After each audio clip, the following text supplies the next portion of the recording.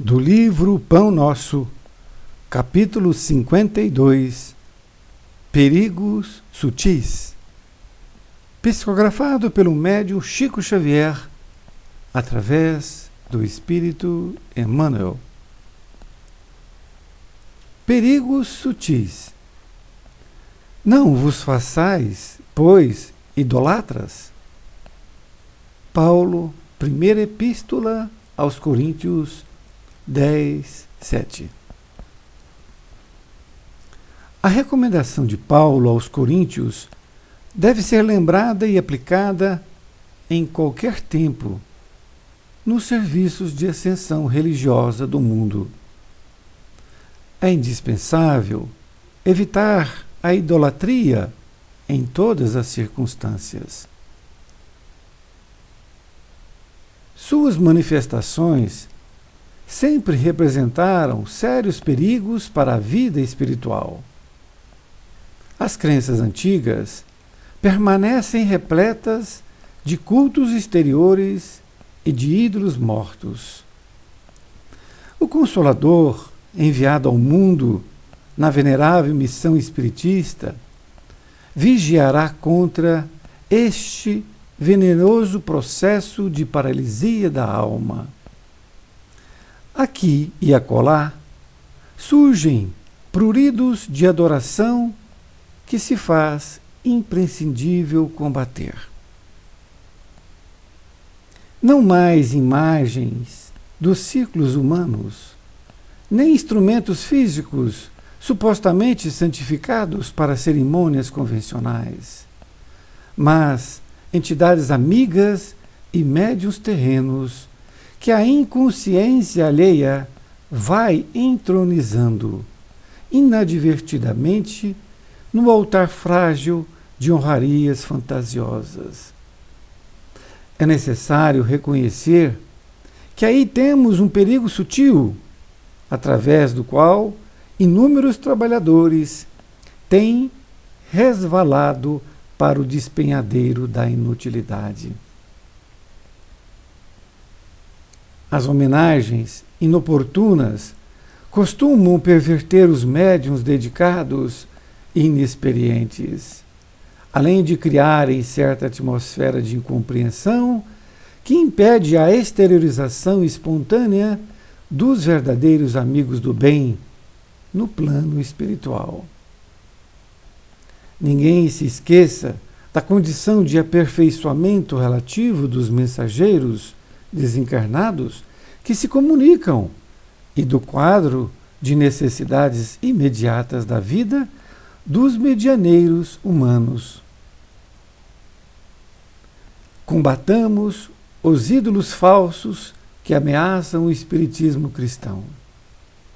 Utilize cada discípulo os amplos recursos da lei de cooperação, atire-se ao esforço próprio com sincero devotamento à tarefa e lembremo-nos todos de que, no apostolado do Mestre Divino, o amor e a fidelidade a Deus constituirão o tema central. Emmanuel, Pedro Leopoldo, 22 de fevereiro de 1950.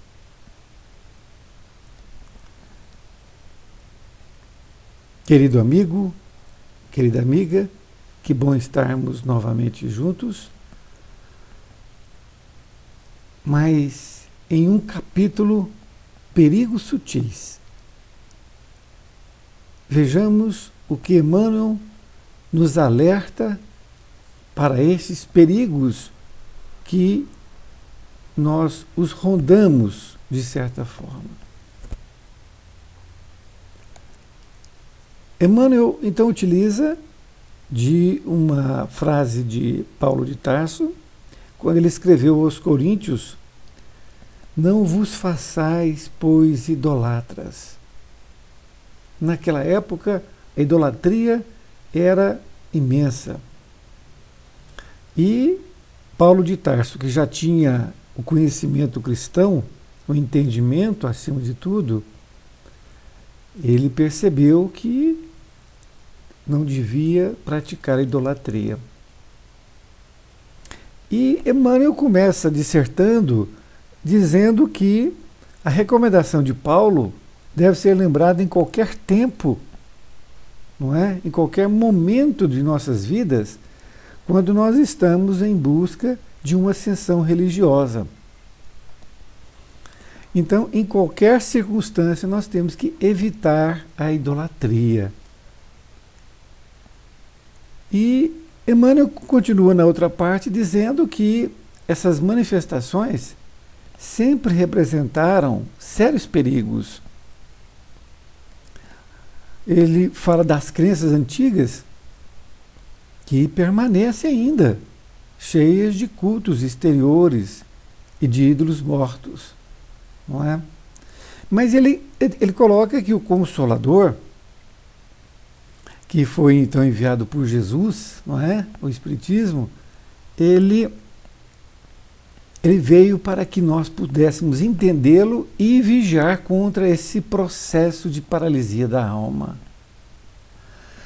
Então, aqui e ali, sempre surgem oportunidades de uma pessoa adorar, não é? Fazer uma adoração, talvez até inconsciente, são reminiscências do passado.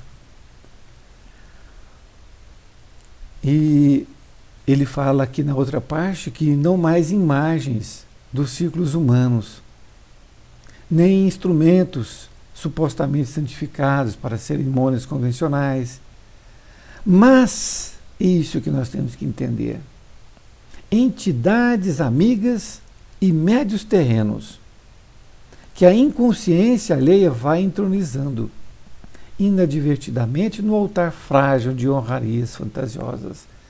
Então, se ontem, né, no passado, nós deixamos aquelas imagens santificadas, já não estamos adorando mais, estamos falando aqui de nós, espíritas, né? Então, se nós não adoramos mais essas imagens, mas será que nós não estamos tendo as entidades amigas, os espíritos que nós reconhecemos como entidades que estão num patamar mais evoluído, ou então médiuns? Então, se deixar, nós nos apegamos a elas e nos colocamos na condição de fazer honrarias a elas, não é? Então, nós estamos o quê? Trocando, como diria nosso amigo Duraide, que antes você tinha uma bengala, não é? Que você andava com ela, hoje você trocou a bengala. A bengala era de madeira, agora trocou por uma de ouro ou coisa parecida. Quer dizer, você simplesmente trocou a bengala. Então, é importante que nós tenhamos essa consciência de que, se no passado nós tínhamos instrumentos, não é? Nas igrejas, supostamente santificados, as imagens de barro, não é? E nos colocando muito além destas criaturas, né? Dessas entidades santificadas, como se nós fôssemos eternamente daquele jeito e aqueles santos fossem já criados por Deus daquele jeito. Então, nós deixamos de pensar assim. Mas, o que nós fizemos? Muitas vezes nós fazemos uma transferência. Já não estamos mais glorificando esses supostos santos, não é? Mas, ao conhecer as entidades espirituais, os médiuns, que são também os seus comunicadores, nós passamos a tê-los como instrumentos para que nós possamos santificá-los novamente, não é? E aí caímos no mesmo erro. E Emmanuel, no segundo parágrafo, ele coloca muito bem: é necessário reconhecer que aí temos um perigo sutil, não é? É sutil, porque quando você menos espera, você está fazendo isso, através do qual muitos trabalhadores têm caído no despenhadeiro. Então, quando você coloca dessa forma, é uma transferência, você somente trocou de bengala. Nesta outra parte, ele coloca uma coisa interessante, que essas homenagens inoportunas costumam perverter os médios dedicados e inexperientes. Ora, então, quando a criatura está na condição de médium, ela costuma colocar essas entidades espirituais como se fossem realmente santos, não é? E cria uma atmosfera de incompreensão que impede a exteriorização espontânea dos verdadeiros amigos do bem. Então, quando um médium começa a idolatrar aquela entidade espiritual, Emmanuel diz aqui que isso impede com que aquela criatura que está no plano espiritual se comunique de uma forma tranquila, porque ele está vendo que o médium está fazendo uma idolatria. No segundo parágrafo, ele diz que ninguém se esqueça da condição de aperfeiçoamento relativo dos mensageiros desencarnados, que se comunicam, e do quadro de necessidades imediatas da vida dos medianeiros humanos. Então, ele faz um reforço, dizendo que todos nós temos uma relatividade de nossa ascensão. E, naturalmente, um espírito comunicante, um espírito amigo, que vai se comunicar através de um médium, ele o faz diante de uma relativa evolução que ele tem. Então, ele não está muito além do médium, até porque, se estivesse, ele teria dificuldades de comunicação.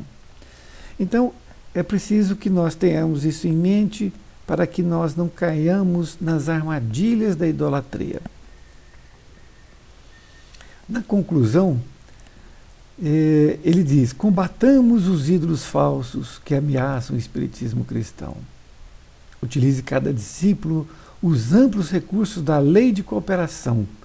Atire-se ao esforço próprio com sincero devotamento à tarefa e lembremos-nos todos de que, no apostolado do Mestre Divino, o amor e a fidelidade a Deus constituíram o tema central. Então, desta forma, Emmanuel dá uma conclusão de que nós temos que nos ater. Nós temos que combater os ídolos falsos. Esse que nós estamos criando, criações nossas. E que nós, cada discípulo, tem que trabalhar, utilizar dos amplos recursos da lei de cooperação. Nós temos que cooperar, não é? Para que cada um de nós, em sua tarefa, possa ter a sua evolução, não é? E não criarmos expectativas falsas quanto aos espíritos comunicantes. Foi muito bom estar com vocês. Foi um aprendizado muito importante, principalmente para mim. Espero que também tenha sido para você. Um grande abraço e fiquem com Deus. Até mais ver.